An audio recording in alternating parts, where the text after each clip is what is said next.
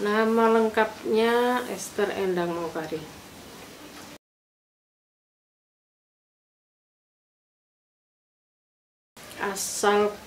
Asalku sendiri dari Pasuruan.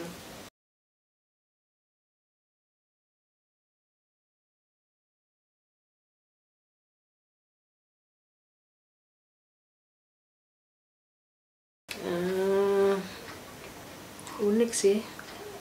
Waktu itu aku kan di SPGTK, Sekolah Guru Taman Kanak-Kanak ya.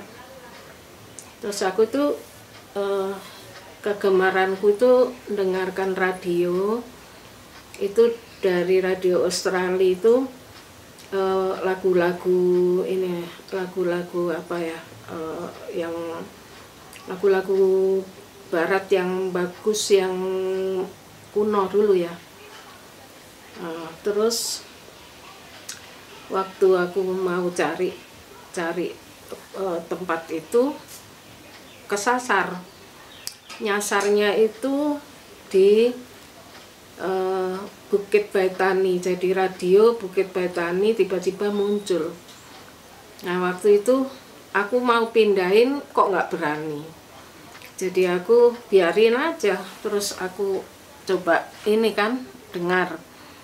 Waktu itu pendeta Pailit khotbah dan aku dengarkan sampai selesai, sampai tantangan. Dia bilang kalau kamu tahu Tuhan Yesus sudah mati di kayu salib buat kamu, terus kamu sekarang maunya apa yang kamu balas buat Tuhan Yesus gitu.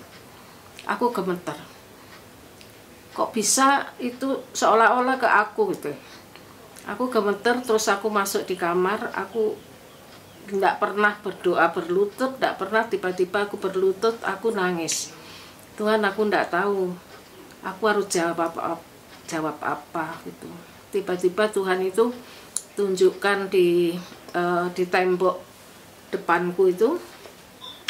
Aku kan berlutut di tempat tidur. Aku lihat itu gambar kejahatanku, kenakalanku gitu, kayak film gitu, ditunjukkan nakalku gini. Aku nangis, aku bilang, Tuhan, aku minta ampun untuk semua dosa-dosaku, tapi aku nggak tahu aku harus apa gitu. Tiba-tiba Tuhan bilang, ambil Alkitabmu, baca Kisah Rasul 1 ayat 8. Aku ambil Alkitab. Aku kan nggak pernah baca Alkitab, jadi Alkitabku itu berdebu. Aku buka gitu aja, aku nggak tahu di mana Kisah Rasul 1 ayat 8. Aku buka gitu, ternyata Kisah Rasul 1 Kisah Rasul 1 ayat 8 tak baca. Itu ayat panggilan Tuhan ya. Apa kamu akan menjadi saksi bagiku baik di Yerusalem, Yudea dan sebagainya. Terus aku bilang, ya aku bersedia, tapi aku nggak ngerti caranya gimana gitu. Udah itu lewat. Terus kemudian tidak lama aku di Malang dipanggil ibuku. Aku kan kos di Malang karena sekolahku di Malang. Dipanggil ibuku pulang. Ada kebangunan rohani katanya. Aku datang. Ternyata Pak Sioneman dengan rombongan ya. Waktu itu kebangunan rohani. Terus ngikuti khotbah, terus ada panggilan. Aku ini sama dengan ini, duduk di dekat tunanganku ya. Kita sudah punya tunangan. Terus dipanggil siapa yang merasa terpanggil supaya maju ke depan. Aku enggak berani maju soalnya ini gimana gitu kan. Tapi pantatku itu panas setengah mati. Terus temenku itu bilang gini, sudah kamu tuh kalau mau maju aja nggak apa-apa katanya. Tapi aku nggak berani. Terus aku diam aja. Aku cuma berdoa, Tuhan, aku merasa bingung tapi Tuhan lah yang tahu gimana. Sepulang, terus ibuku itu kan suka nampung teman-teman yang hamba-hamba Tuhan gitu. Nah ini banyak anak-anak yang ikut Pak Sioneman itu mainnya ke rumah gitu. Mereka main ke rumah. Terus Bu Susanti, ada satu alumni kita, Bu Susanti itu deketi aku. Kamu tadi mau berdiri tapi enggak jadi ya. Terus aku diam aja, nggak ini. Akhirnya dia layani aku sampai aku mau terima Tuhan Yesus sebagai Tuhan dan Juru Selamat. Terus aku habis didoakan, dia bilang, ingat ya, kalau Tuhan panggil kamu jangan ini, jangan apa itu namanya, jangan inikan diri gitu. Terus aku cuma masuk sini keluar sini aja, aku ndak hiraukan gitu. Terus sampai akhirnya ini dia pulang, rombongan itu pulang, terus aku gelisah nggak tahu mau apa, gelisah. Akhirnya aku ambil satu kertas, tak tulis aku ngelamar di I3.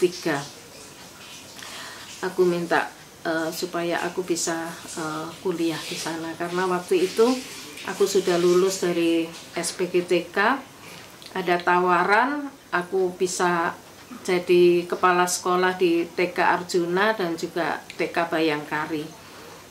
Terus fasilitasnya bagus, jadi ayahku senang sekali kalau aku bisa melayani di TK itu, karena dikasih fasilitas yang bagus. Tapi aku sudah terlanjur bersurat, ternyata Pak Sioneman sendiri yang menerima, dan akhirnya aku dibilang kamu diterima walaupun terlambat. Aku bingung lah, aku mau ke sana itu dengan siapa, aku nggak tahu namanya YPPI Batu di mana. Tapi akhirnya ada majelis gereja, itu Bu Lahenda, dia bilang ayo tak antar, aku tahu tempatnya. Dia antar aku sampai ke I3, terus diserahkan ke pimpinan I3. Terus aku masuk asrama. Ya disitulah panggilanku. Ternyata nggak gampang gitu ya. Bukannya disuruh apa, disuruh belajar atau apa, malah disuruh kerja bakti. Aduh, aku bilang ya sudahlah, aku ikuti sampai akhirnya aku merasa ya Tuhan sudah panggil dan aku harus lepaskan tunanganku. Atas seizin ibuku juga aku direstui untuk jadi murid di I3.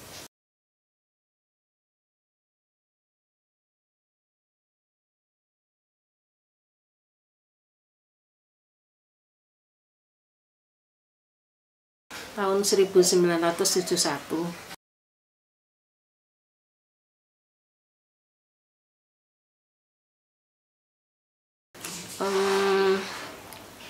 Pada waktu itu kan saya sudah sudah dilamar Pak Mokari. Pak Mokari itu melamarnya itu lewat Pak Oktav. Jadi aku iya aja, aku nggak milih-milih siapa yang lamar aku, pokoknya Tuhan kasih ya sudahlah aku terima. Terus diajak pelayanan ke Madura. Nah kan harus masuk menjadi anggota YPPII, tapi aku benar-benar buta ya waktu itu. Cuma aku merasa YPPII itu indah untukku ya, karena aku terpanggil waktu itu juga unik. Waktu itu habis dari radio aku sampai dilayani di KKR, sampai akhirnya terpanggil. Dan aku melihat orang-orang YPPI itu apa ya, menurutku itu yang zaman dulu itu kok manis, penuh kasih, apa ya, pelayanannya itu betul-betul kayak diurapi Tuhan gitu loh. Jadi aku merasa Tuhan itu pakai YPPI luar biasa waktu itu, sehingga aku diberkati gitu pada waktu aku melihat YPPI. Sehingga aku merasa pada waktu suamiku bilang kita masuk di YPPII, aku ndak nolak, karena aku tahu YPPI itu kayaknya wadah yang sedang dipakai Tuhan waktu itu gitu.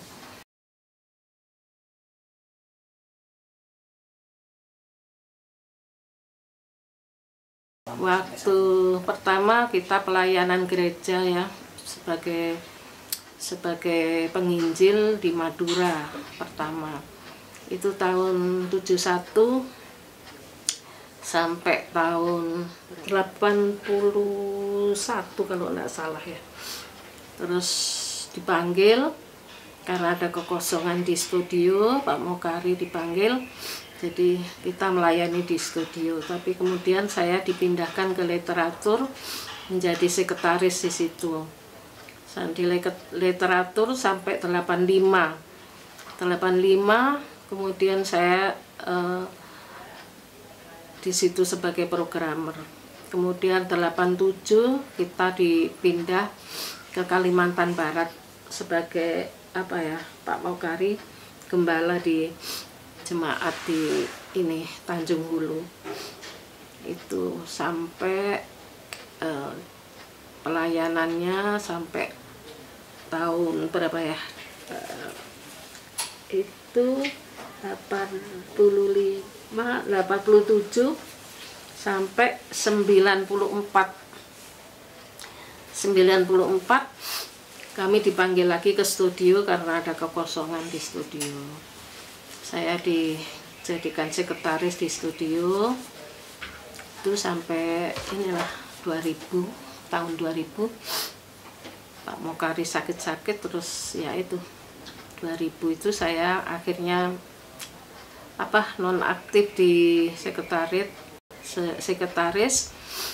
Saya kemudian melayani Pak Mokari yang sakit sampai Pak Mokari dipanggil Tuhan 2004. Saya masuk lagi jadi programmer di studio.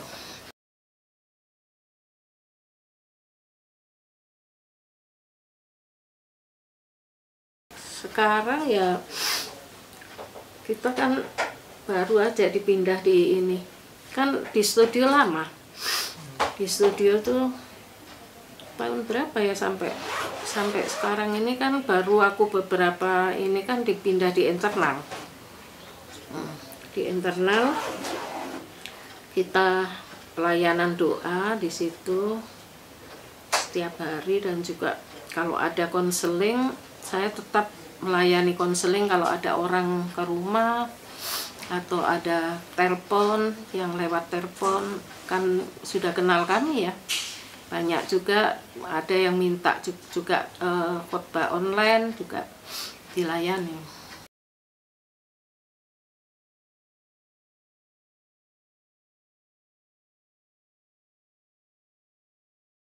Ya, kalau pengalaman dengan Tuhan itu untukku ya sangat indah, karena kita tidak hanya menjadi hamba Tuhan tetapi merasakan penyertaan Tuhan ya dalam melayani di kantor ataupun di lapangan ataupun di rumah dengan anak-anak. Ya, aku merasa Tuhan itu tidak pernah tinggalkan gitu. Jadi dia tetap membimbing, tetap menolong. Kalau aku merasa kesulitan atau apa, aku tinggal berdoa dan Tuhan tidak akan lama menjawab ya. Aku tidak pernah lama menunggu Tuhan menjawab doaku, enggak.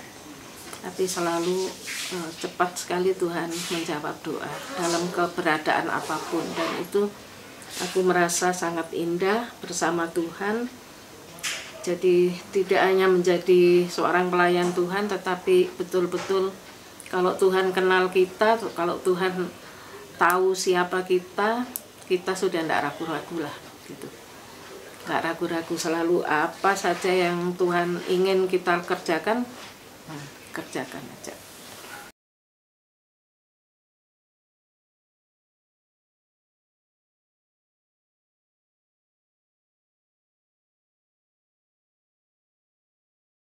Kalau pelayanan tetap ingin ya seperti itu, walaupun tidak di kantor, tetap siap untuk melayani siapa saja yang membutuhkan konseling, misalkan doa, misalkan nasihat atau bimbingan gitu, tetap siap gitu. Terutama ya aku berdoa sih untuk anak-anakku supaya mereka juga mengikuti jejak papa mamanya, setia melayani Tuhan gitu. Walaupun mereka tidak full ya sekolah sebagai hamba Tuhan, tapi di bidang mereka masing-masing mereka tidak lari dari pimpinan Tuhan gitu. Jadi dua anakku kan musik, tapi musik gerejawi ya. pelayanannya di situ juga. Yang satu walaupun teknisi tapi tetap pelayanan.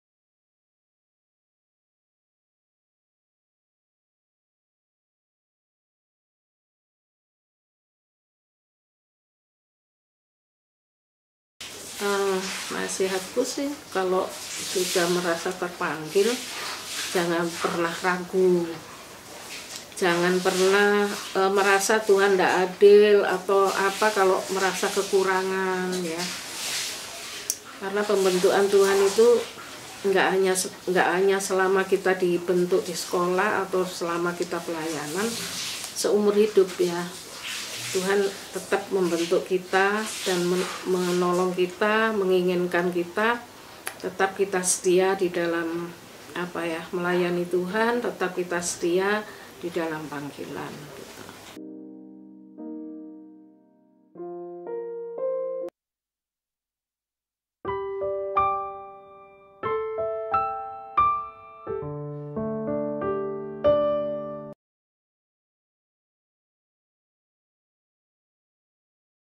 Unik sih, aku nggak pernah pacaran sama Pak Mokari. Aku itu nggak pernah pacaran ya sama Pak Mokari itu. Sebenarnya aku kan sudah punya pandangan sendiri, keinginanku itu bukan hamba Tuhan sebenarnya, orang luar ya. Tapi Tuhan justru Pak Mokari yang rupanya yang ini Tuhan supaya melamar aku langsung ke Pak Oktav gitu loh. Jadi tidak pernah pacaran, aku tidak pernah terlalu kenal sama Pak Mokari. Nanti kenalnya sesudah menikah, step by step aku baru ngerti dia itu gimana gitu. Kayak gitu aja.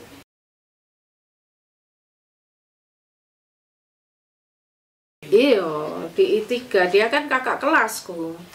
Nakal-nakalnya dia kan suka duduk di belakangku kalau renungan itu.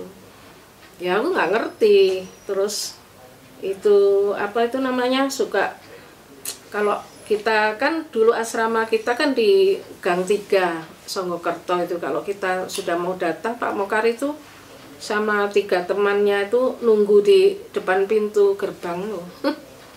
Nanti kita masuk, baru dia ikut masuk, duduk persis di belakangku gitu. Jadi kayak gitu. Jadi dia tuh pengganggu gitu menurutku ya. Cuma ya satu hal yang memang Tuhan itu kayaknya suruh aku untuk terima dia itu, aku punya belas kasihan gitu sama dia. Waktu dia main melodrama itu, dia latihan, terus tiba-tiba dia jongkok, celananya robek. Terus aku kasihan, temanku bilang, aduh kasihan, katanya anak itu nggak punya celana lagi, cuma satu itu celananya, katanya. Aku itu terus belas kasihan gitu, kasihan. Terus dari kasihan itu akhirnya bertumbuh lah, aku kok simpati sama dia itu, orangnya kok lembut, baik gitu ya. Begitulah, sampai aku kaget-kaget, aku sudah dilamar, diminta pulang ke Pasuruan, ternyata dia sudah bicara sama Pak Oktav melamar aku gitu. Ya gitulah kisahnya.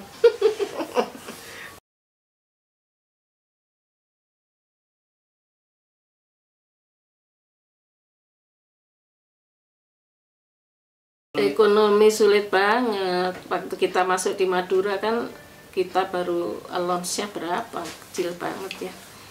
Dengan anak yang lahir 2 tahun itu berturut-turut, memang secara ini kita nggak bisa mikir ya gimana caranya bisa anak-anak dapat susu, anak-anak dapat makanan bagus bergizi, gimana caranya. Kita kan kalau hitung uang nggak ada. Tapi Tuhan itu caranya itu memakai orang-orang di sekitar kita yang kita layani itu. Ada banyak orang Tionghoa yang kita layani itu, ya mereka ini aja kayak tergerak gitu loh, menolong, datang bawa misalkan beras, bawa susu, Ya semacam itu, dia kaget-kaget aja gitu.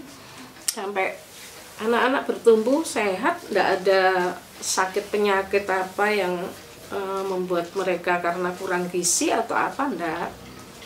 Ya itu yang aku lihat, penyertaan Tuhan luar biasa gitu. Walaupun allowance kami nggak cukup, keuangan kami nggak mungkin, tapi Tuhan mungkin gitu. Cara Tuhan kita nggak bisa terka gitu.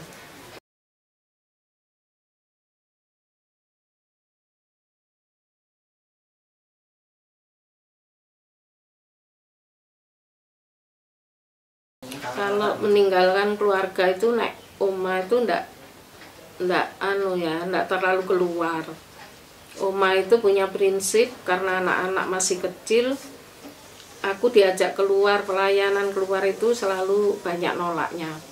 Karena anak-anak butuh aku, butuh bimbingan, dan juga harus mereka juga dilayani dari kecil ya. Apa itu dosa atau apa, karena aku harus sebagai penginjil, aku juga harus mencapai sasaranku, itu anak-anakku sendiri gitu. Jadi aku menolak pelayanan untuk keluar. Jadi Pak Mokari itu ya keluar-keluar gitu. Memang dia orangnya kan orang misi, banyak keluar. Terus dia juga pernah sekolah di Singapura itu cukup lama karena ambil bahasa Inggrisnya di sana. Jadi aku sering ditinggal lah. Kadang-kadang sampai di Norway sana dibawa orang-orang Norway itu, dikasih tiket untuk ke sana, ke Hong Kong. Pokoknya pelayanannya muter lah Pak Mokari itu. Tapi saya nggak pernah mau diajak gitu, nggak mau. Karena saya bertanggung jawab untuk anak-anak yang diberikan Tuhan untuk saya gitu. Bukan hanya anak kandung, ada juga anak titipan ya, yang harus dibesarkan. Iya, makna hidup beriman itu kita full ya, bergantung kepada Tuhan dan percaya Tuhan tidak pernah membiarkan anak-anaknya mati kelaparan, tidak ada. Kita tidak pernah alami itu tidak makan. Kita juga tidak pernah alami itu hidup sengsara, juga tidak lah. Tuhan selalu melindungi, walaupun kita hidup seperti di Madura, orang-orang yang tidak suka sama kita itu di sekeliling kita. Tapi saya tidak pernah takut, walaupun Pak Mokari sering tinggalkan untuk ke pulau-pulau pelayanan, tapi saya sendiri di rumah itu tidak pernah takut gitu. Karena saya percaya Tuhanku lebih kuat daripada roh-roh di sekitarnya, dan Tuhan juga cukupkan segala kebutuhan, sehingga hidup beriman kita berkembang lah di situ justru. Kalau kita tidak punya apa-apa pun pasti ada gitu loh. Kita tidak pernah nggak ada makanan. Ada orang datang minta tolong bawa pohong ya, ubi, tolong ini ubi ditukar sama pakaian bekas gitu, minta tolong seperti itu. Jadi timbal balik aja. Jadi kita masih makan gitu. Walaupun ubi, kita masih ada makanan gitu. Cuma anak-anak ya, kita tetap berusaha untuk anak-anak itu paling enggak ada bubur, ada susu. Itu kita usahakan gimana caranya ya, disisihkan gitulah.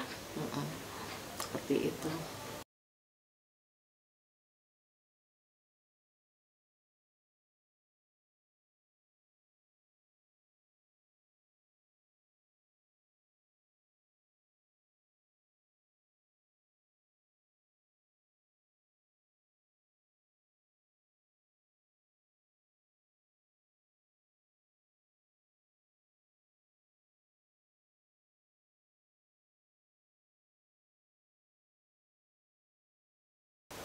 Yang untuk yang menghubungi teman hidup, sabar ya, percaya, banyak berdoa, supaya Tuhan itu tidak salah, kamu tidak salah milih teman hidup. Kalau Tuhan itu sudah tunjukkan seseorang, doakan aja orang itu, apakah itu betul dari Tuhan atau tidak. Dan setia di dalam doa, sabar menunggu sampai Tuhan memberikan titik terang gitu. Ojo gerusak-gerusuk, gitu aja. Nah, untuk yang sudah berkeluarga juga, kalau sudah terpanggil di mana melayani, walaupun itu tempat sulit, jangan khawatir dan jangan pernah menyesal ataupun jangan pernah ragu. Kalau Tuhan nempatkan di tempat itu, Tuhan pasti pelihara. Gak pernah Tuhan enggak pelihara, itu enggak. Sesulit apapun tempat itu, tetap dengan Tuhan ada basah-basahnya gitu loh. Pasti ada berkat-berkatnya. Paling enggak dapat enggak dapat beras, ada ubi. Paling enggak ada ikan, di sungai ada ikan gitu. Pasti Tuhan itu tolong gitu. Enggak akan kekurangan, percayalah. Enggak akan kekurangan.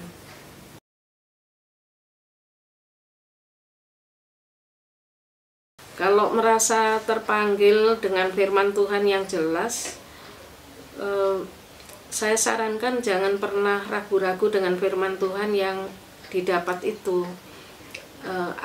Saya merasa kadang-kadang kita sudah merasa ini panggilan Tuhan dengan firman Tuhan ini, kalau kita mendapatkan kesukaran, kita merasa ragu, oh ini bukan panggilan dari ini, firman ini, mungkin salah gitu. Itu enggak benar, ya. Jadi kalau sekali Tuhan sudah kasih ayat firman Tuhan itu, ditackle gitu.